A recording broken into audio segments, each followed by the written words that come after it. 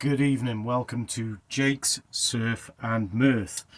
We're going to talk to you today about another salt beer. I had one earlier, it was absolutely delicious. They're Jute 4.2%. I think this one is slightly stronger, so it's 5%, and it is Fruit Pine. It's their Crash American Pale Ale. Did all the blurb earlier, so I'm not going to bother doing that, but the ingredients are barley, wheat, and it contains grains. I don't know. Let's crack the damn thing open, eh? See what we get.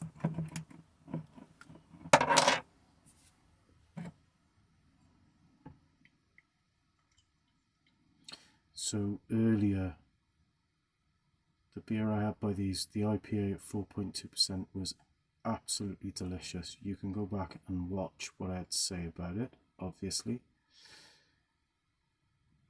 This, a little bit stronger. I've seen other people reviewing it. And the same as the one I had earlier, they've all really gone ballistic for this one. The one I had earlier is a kind of like an IPA style, very much in the East Coast American, New England IPA style. For 4.2%, it had oats in it. It was quite sharp on the back end, which you find, I'd meant to mention it at the time, but those beers that you get in that style, when they're low alcohol content, they are very sharp on the back end. It's where they kind of like get the flavour to make up for the alcohol, because in the stronger ones, they're less sharp. They don't need to be. There's a bit more, it's a bit more full on in the middle of the drinks. You have the initial taste and then it'll coat your palate and it lasts for longer like that. So you don't need something to come back and go bump to try and make you remember it. Worked very well with the beer I had earlier. Honestly, it was a 10 out of 10 for a 4.2% ale. It was fantastic.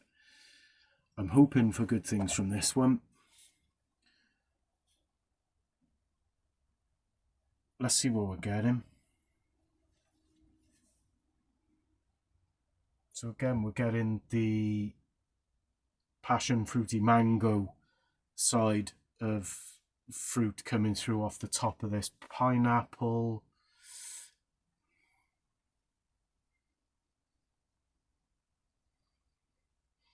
It's a smoother smell than the other one. There's going to be in no way the bitterness that I had from the first drink in this. I'm absolutely certain of that. I'm going in. Guys, as always on a Friday, I hope your weekend is better than your week, and may the light at the end of the tunnel be you. Cheers.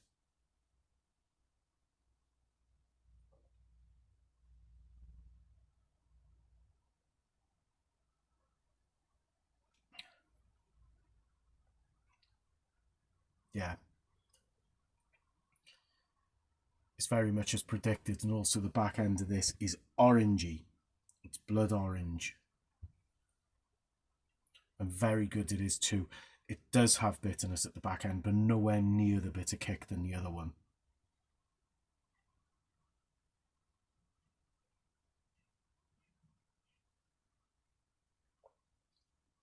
But again, it's utterly delightful. And for Lidl to put this in their store, took me a while to get it. I got that one, the salt one, and the Odin's beer. This is some seriously brilliant kit as well. That's 3 absolutely outstanding beers this time round in the Lidl Beer Festival.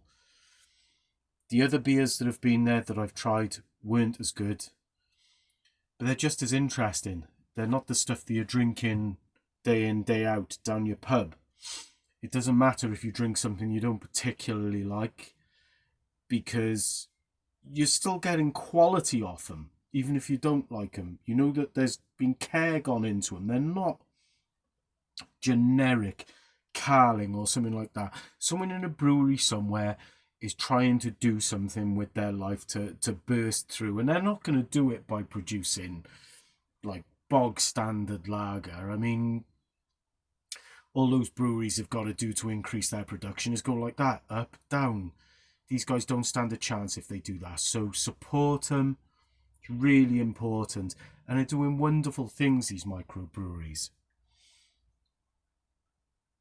Again, you could help.